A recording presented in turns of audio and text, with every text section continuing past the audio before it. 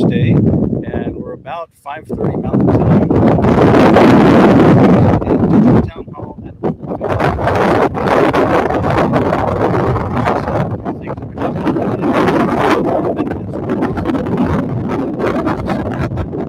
we'll be discussing this online and join online at rippleeffect.clear.events or at townhall.clear.events.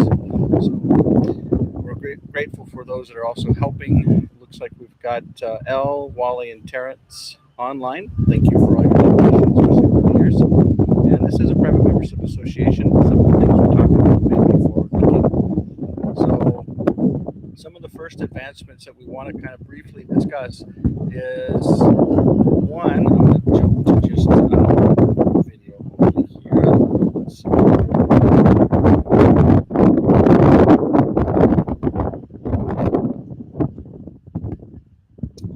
Let's see, streaming sign events. Well, so what we're looking at here, for those that can actually see this, this is Pearl Harbor. And for those that are not aware of what happened in Pearl Harbor, this is kind of what initiated the nuclear process and injection of the United States into the Second World War. So if we go through that, you understand. Michael, I don't know if you've seen the notes in the chat. It's pretty windy. Is it difficult to hear things?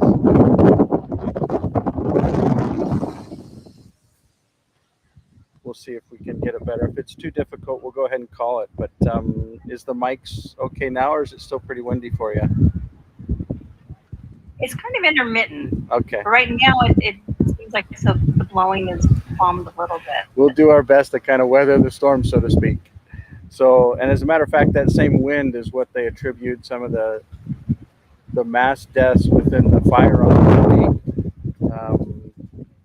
this last week. So if you've kind of seen what's going on there, those are a couple things that have happened within this last week. But primarily, the compelling event within the Pearl Harbor, as it injected the U.S., or at least by choice, the U.S. into the war. Some would say that it was by design. Some would say that it was something that was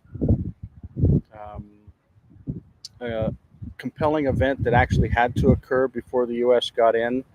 And then after that, we had nuclear realities on Hiroshima and others. But I think it's really important to remember, or at least learn from the past. And it doesn't, it may fall on deaf ears, it may not. But, the reality of we're all humans. It's not segregated by a race, by borders, especially these imaginary borders, by currencies, by flags, by colors. But we're really all one race, one people, one world, and we've got an opportunity to be able to work together. The slide that's up, we talk a lot about media, and some would say, some of the information coming out, whether it's around the fires in Maui, how they started, whether it's around, the wars, whether it's the Second World War, with what happened here at Pearl Harbor, or whether it's the potential of a Third World War. So this last week, it wasn't just rumored, but supposedly, and I haven't personally seen it, there were 360,000 troops that were put into the Ukraine ecosystem from NATO. And then as a result from that, those 360 troops basically pushed, or at least this is what's being said, that Russia troops will be deployed near Belarus and into Europe. So again, these are different headline news. I personally haven't seen it, but what we're seeing are steps towards really the Third World War. So here where I'm standing is where the Second World War, at least for the United States involvement, started. And the Third World War that potentially could be a reality around centralized systems gaining a different power or joining up with one another and fighting against one another. I don't know what the death toll is in the Ukraine right now or in Russia, but I do know that any life is too many. And the ability for us to come together, whether it's with languages, whether it's with unity of culture, because life is valuable. The ability to come to earth and have breath and time is important. It's a valuable opportunity, no matter what your belief system is. And the things that are happening currently in society, as small as you may feel or not, we can make a difference. And, we're talking about all of these different topics, and some may think, well, there's not a lot that we can do as individuals. There's not something that we can actually make a difference. So the world is just run by secret combinations, whether it's media or tech or government, and we're just a small, small cog in that wheel. But I would argue that that's not really the case. We as individuals, especially individuals that understand and have our eyes open, we have an opportunity to be able to align with many others just like us. And that's one of the things that we've been focused on within this last week. Not only helping to deploy the first digital nation, I'll pull it up here real quick,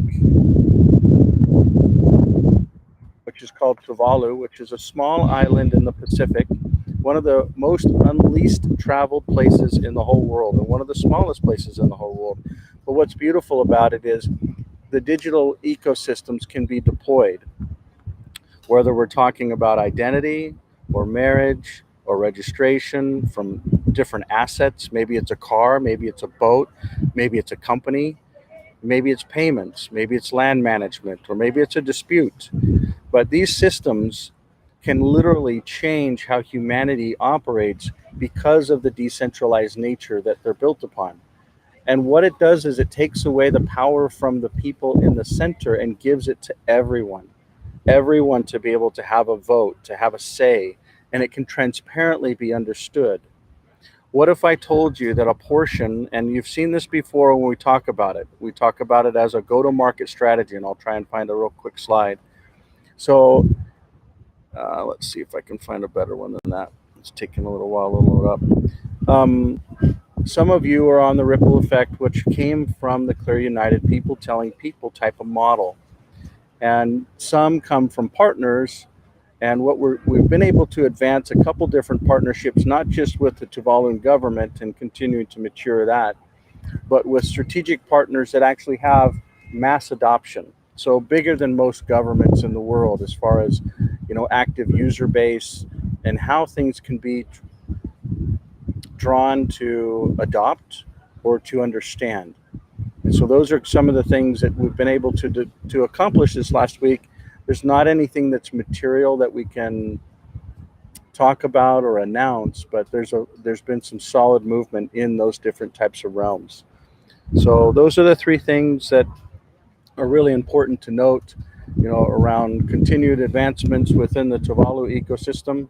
It's one of the reasons that we're actually in this part of the world, and kind of a double down effect that will tie into other terms, if you will. I won't be as specific as I need to, but imagine a future that has a foundation that's laid that truly is built for humanity. For instance, Tuvalu is one of the first countries, whether you believe in global warming or not, it's one of the first countries where people will be displaced, where land will actually be taken over by the sea, and therefore food can't be grown or life can't be inhabited.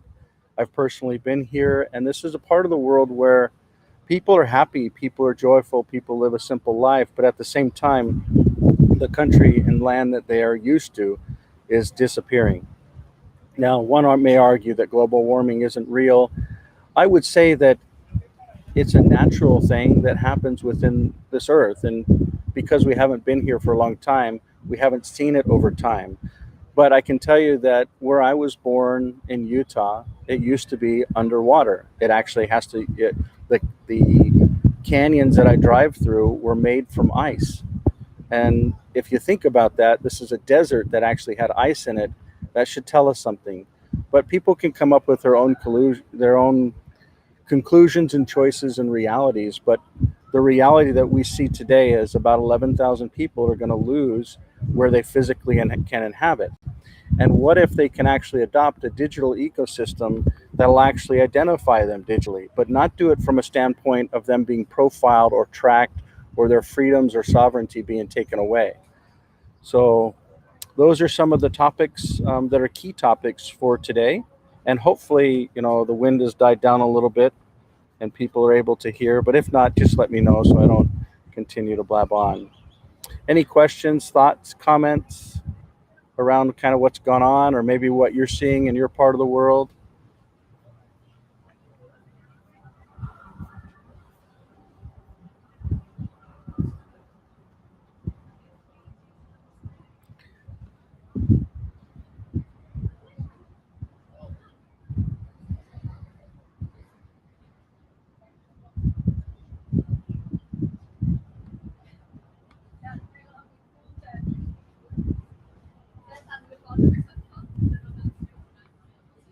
Because I'm only operating off one screen today and sharing it, I won't be able to get any of the notes or any of the other kinds of administrative type tools or unlocking any mics or anything like that. So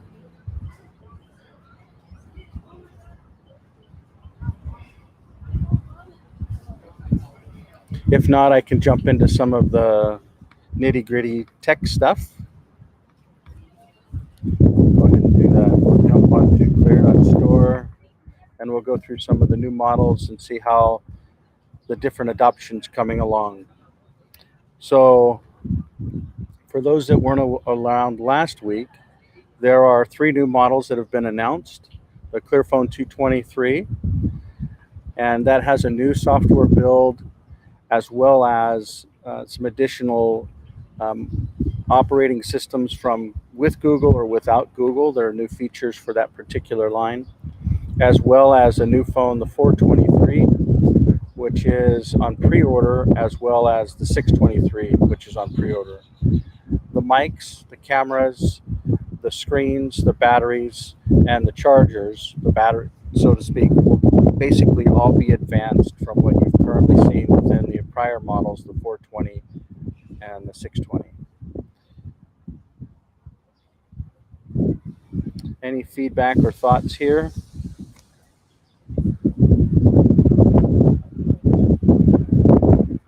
It must be too loud for everyone.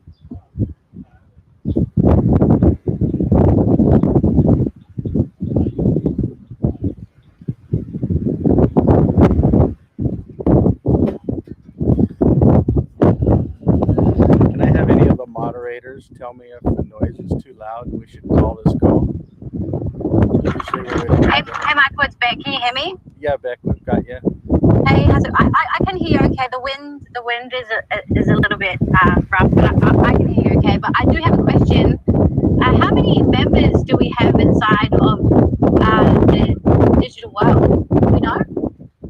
No, and I can't even divulge what stats that we currently have. But as far as members adopting, the digital phones as we know it today with the Clear phones, as well as the Freedom Phone and Armor Phone, these different brands, we're talking less than hundreds of thousands. When we're talking about opening it up to Clear Life working on really any platform that's out there of Android, so Samsung, HTC, Google, etc. Um, that can open it up to a standpoint that we actually don't measure how many people are logging in or using the technology. It's still in very early adoption phases, though, I can tell you that. Yeah. Okay. All right. Thank you. Easy.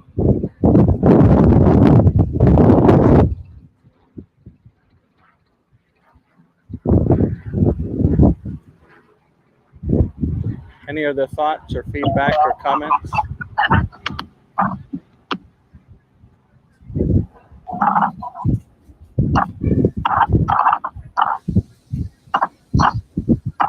Michael, you said you're on Harvard.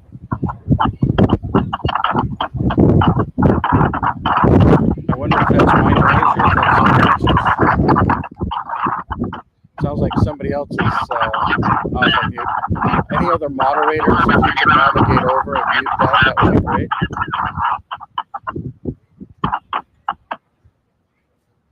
Okay, go ahead with your question. Michael,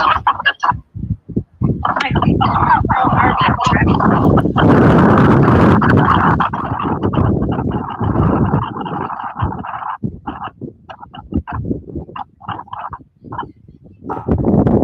I'm sorry, go ahead with your question. Michael, you said you were in Pearl Harbor, correct? That's correct. What have you been hearing about Maui? Because what we're hearing in Arizona, I'm sure elsewhere, is that there are people that are wanting to buy up the land and create like a 15-minute city, and wondering if you've been hearing that as well.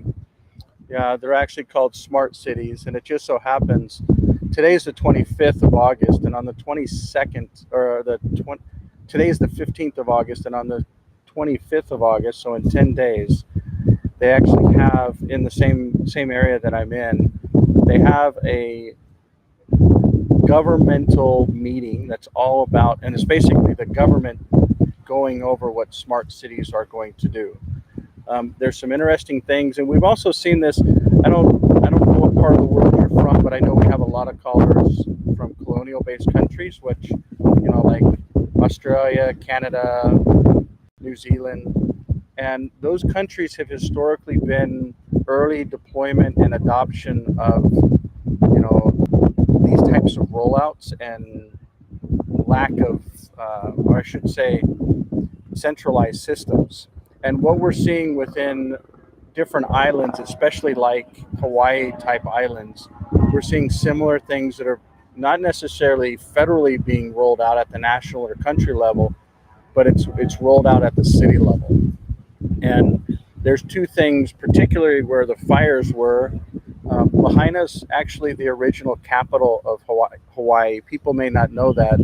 It was moved over to Oahu and Honolulu um, after it became a country within the United States. But where the fires burnt, there was a lot of people that basically were not willing to sell the land, even though they had this smart city plan for Lahaina, and they didn't want to sell the land. And I've personally been there, and there's definitely a segregation of racism on one hand, but it's really, this is my land, this is my home, this is where my people grew up. And if it's one thing to have visitors and revenue from tourism come in, but it's another thing to have people come in and take over or damage or control. And that's where things really they're not right, especially with indigenous communities where control is something that is just taken by central systems. For instance, I was at an airport earlier today, and literally the line was over an hour long. And if you didn't want to go through the hour-long security line, then you could have TSA or Clear. And I won't talk a lot about Clear because there's some strategic things in the future that'll go on there. But the TSA, I actually walked up to a lady today and I said, "What does it take to get TSA approved?" And she says, "Well, you have to go online and do all these digital things." And so it goes back to what I'm trying to articulate around. There's centralized systems that are trying to control what happens, who can go where, how do you assimilate, how do you transact. And here in Hawaii, um, and I've actually registered to go to this event on the 25th, and I'll go and just learn. I'll try and understand what is the rollout. And right now, the systems are all very centralized, especially ID. ID usually ties to the state level and the driver's license level. Um, and by May of 2025, they're trying to push it. So we're literally less than 2 years away. They're trying to push it to a standpoint of everyone must use a real ID, which has some biometrics built into it. It's all pure centralized systems. So I would imagine that you would pay for life, you would transact with life, you would whether make money or spend money, or have health care or everything else that ties to how these central systems or cities are basically becoming a reality.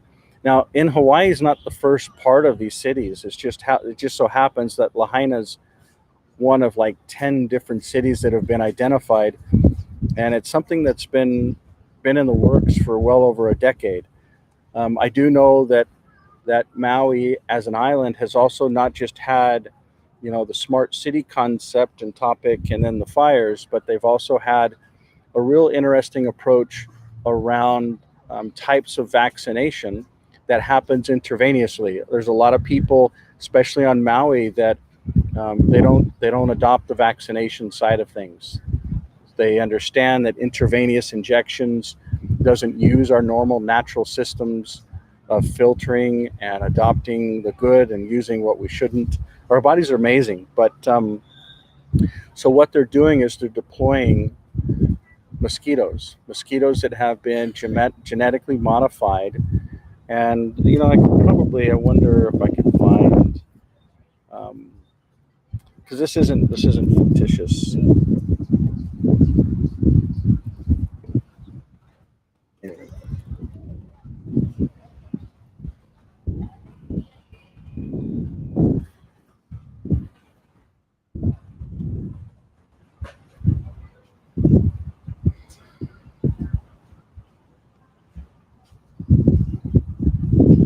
So there's a battle over it, and they're really doing a good job. But basically, they're trying to figure out who's actually funding this.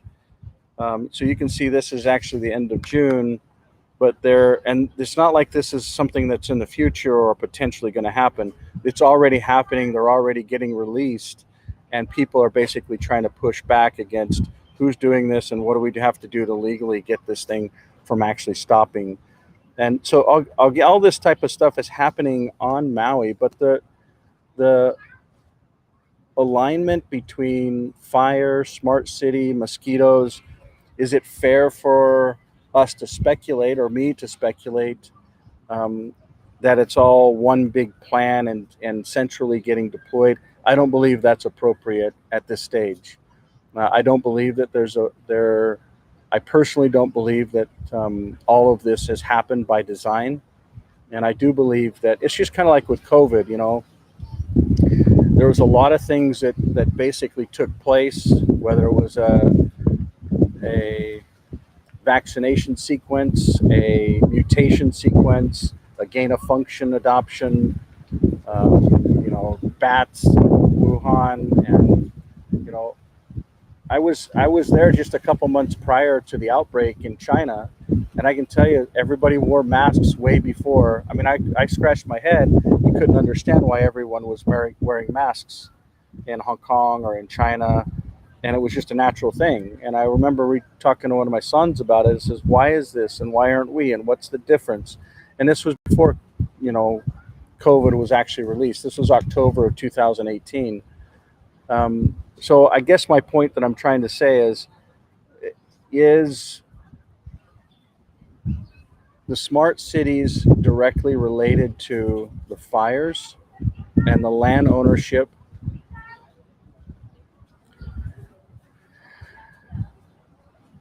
My gut would tell me there's some alignment there. Do I think that, and it would be really sad, it would be terrible if humans are willing to kill other humans by design to take power and control. And some people would be shaking their head and saying, "Are you kidding me, Mike? That happens all the time." But it's still hard for me to fathom and understand in my own respect and mind. So that's kind of my personal perspective. I can tell you many other perspectives that absolutely emphatically disagree with that alignment of trying to take a neutral belief in humanity. A gentleman that I've loved and respected over the years named David Wolf would totally disagree with me and align that it's a part of the plan. Why? Because he lives on Maui and he's seen these different um, strategies to try and take over land. And when people are not willing to sell out for a huge dollar amount, what is it that you do? Some would say you burn it. I personally do believe that the technology from satellites and other things in orbits to start fire 100% exists. Um, Do I think this is the right forum and time to make a speculation and say that it's all tied together? No. But I do believe that it's very imperative that a parallel system be placed in effect that is mature and stable and solid, that the centralized systems can elect, if the people so choose, for a system that's an alternative system. And what I mean by that is, when you go and look at like this digital world here, you can't see a last name for this Jane. But what happens if let's say an officer or someone scanned her QR code, and then they were able to actually see her online profile, and if she scanned their phone or device, it would actually show them private data. So what in turn you're doing is you're putting the option for the individual to actually transact and identify who they are with a higher level of security. Now the question is, would that be acceptable at a TSA or a clear or some type of a centralized body to be able to transact or to be able to transfer or to be able to approve? And those smart cities will actually be running identity systems that'll tie to this. So that's really our role in this ecosystem, is how do we build an alternative to the centralized system versus, it's one thing for us to speculate. It's one thing for everyone just to kind of sit by and say, oh, well, these troops are there, and then these other troops are there, and next thing you know is this conflict turns into something that is kind of like what happened where I'm standing at Pearl Harbor, where an attack happens and many lives are taken, and much assets are destroyed, and we're not far away at all from that become a reality. I mean, if you just really understand what we talked about earlier, NATO deploys a massive amount of troops and resources, and then Russia does counterbalances against it. And the next thing you know is you have two large bodies and many bodies that are at war. And I personally believe it's only a matter of time until real war like we've never seen, becomes a reality. And so, if that's the case, how hard is it to go and say, some mosquitoes or a fire is any less important or more important?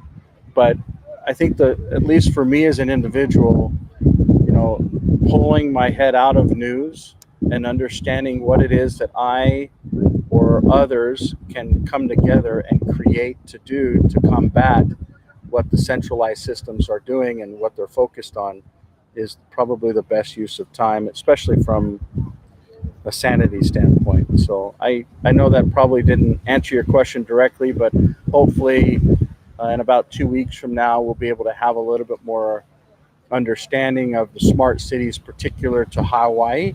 I've been to a lot of smart city conferences over the last decade plus, but none where they're actually, the state itself is actually holding these events. And they're like, when I looked at the agenda and the talks, they're literally 90% of them are not just sponsors, which are all the centralized technology companies that are out there, which I won't mention, but it's actually the state itself that's pushing the agenda. And usually in Hawaii is pretty strong about keeping their own indigenous roots. A good example is they're not willing to sell out. They will literally give up their own, they'll sacrifice their own gain to be able to not lose their identity. So, did that answer your question or touch on some of the points in a roundabout way that made sense to you? Well, I was mainly just wondering, what you were hearing since you were in Hawaii. Yeah, as far as what I'm personally hearing, I'm actually hearing a lot of natives. Like, for instance, there was someone that's a native here that sent me a document that had an image of a laser that started a fire in Maui. It was actually there, and it wasn't something that was fabricated or made up. You could tell that it was real. And we were just having a meal with my family, and I just mentioned it to one of my kids, and the waitress said, that is what happened. And she went on for three or four different reasons as to why it happened. She brought up the smart cities. There's lots of people. That's just one example of probably half a dozen that have come up within the last 3 or 4 days. I did have one this morning. Just so happens that my sister is actually on Maui. She was actually there in the fires. She actually went through the outages. She actually went through and she's still going to be there for another week plus. But she was like, this thing is so big and happening in so different ways. Her perspective, and she's one that would buy into conspiracy theorists, but she was like, there's no way this thing was planned. So that's kind of, different perspectives from natives and locals. The belief is it was planned. And these are folks that are born here, raised here, and on other islands in addition to Maui. So Oahu, Maui, Kauai, that's the natives' perspectives that I've been able to glean. As far as my own blood and sister, she lived through it. She was actually in it, and she's still there, and she's planning on staying there a whole nother week. But her and I didn't even come out and ask kind of like how you are. She just straight up said, I don't believe this was orchestrated and intentionally planned. But the death is real. The head count, and what I found very interesting is, the actual water supply and fire hydration systems ran out of water. So they weren't even able to fight the fire. The siren systems didn't even go off. So they weren't able to alert people.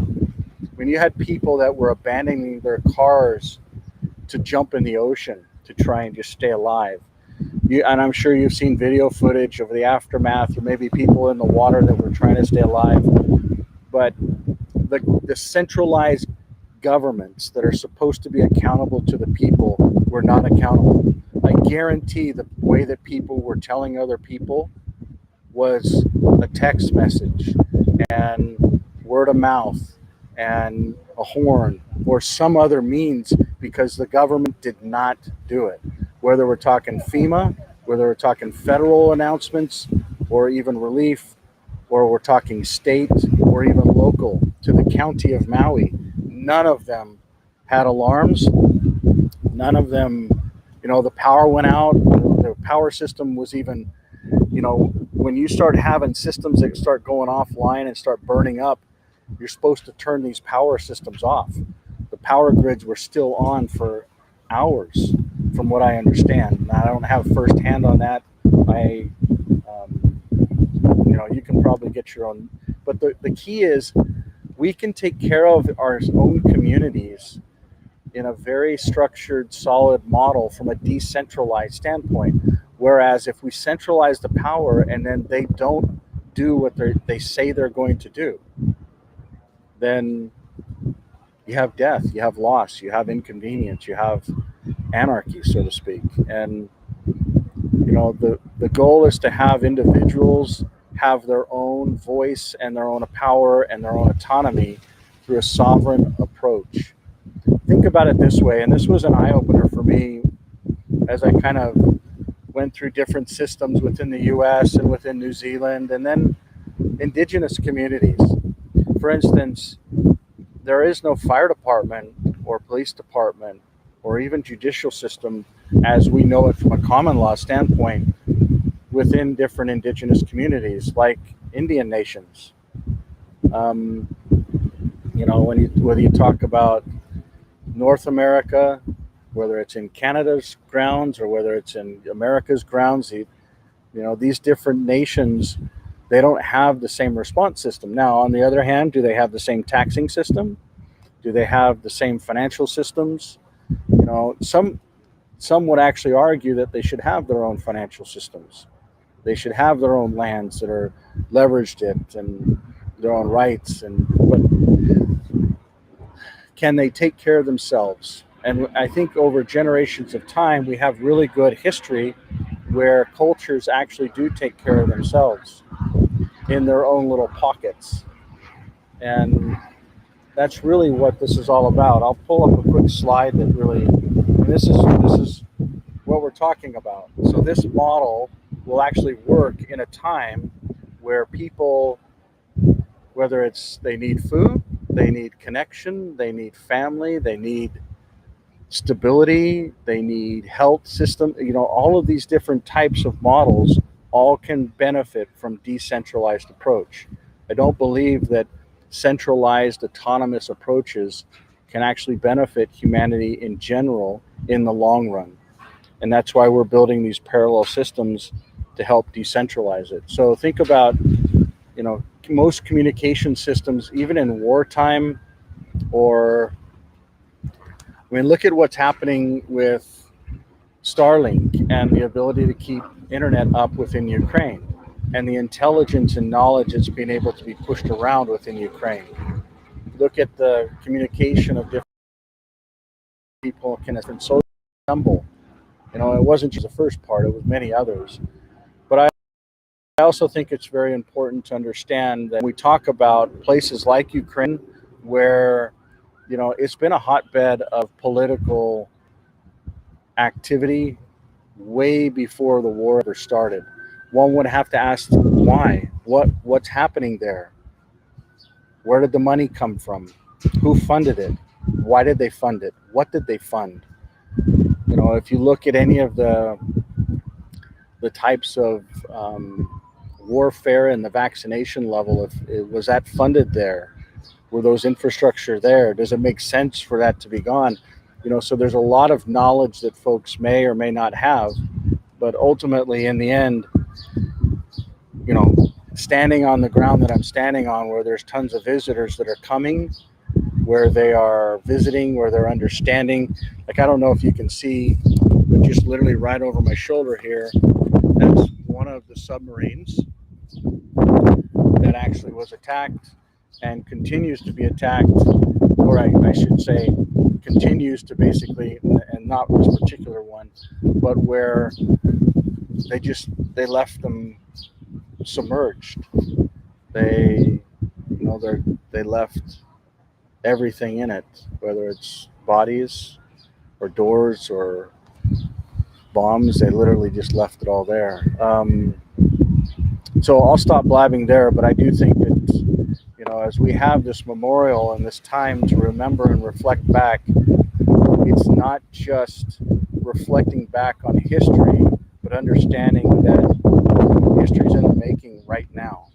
This last week was when hundreds of thousands of troops are moving around. And yes, these are people, and the byproduct of what happened here in Pearl Harbor was nuclear weapons on Hiroshima and Nagasaki. But I can tell you, I even met with some folks that are 100% Japanese, and just within the last 24 hours, and talked with them. Is there racism that are still here? And the answer is yes. And for me, it hurts, because we really are one people, one world. We really should just not judge one another and love one another.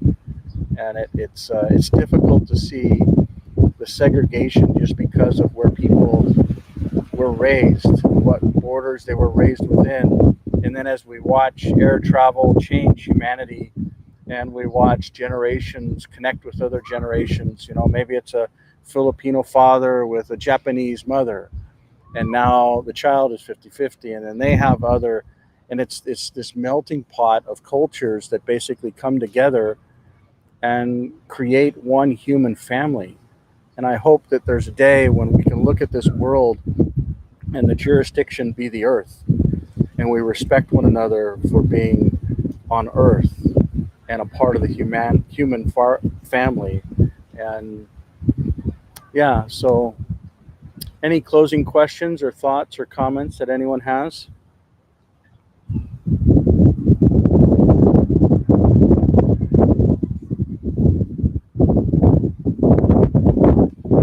If not, we'll go ahead and adjourn.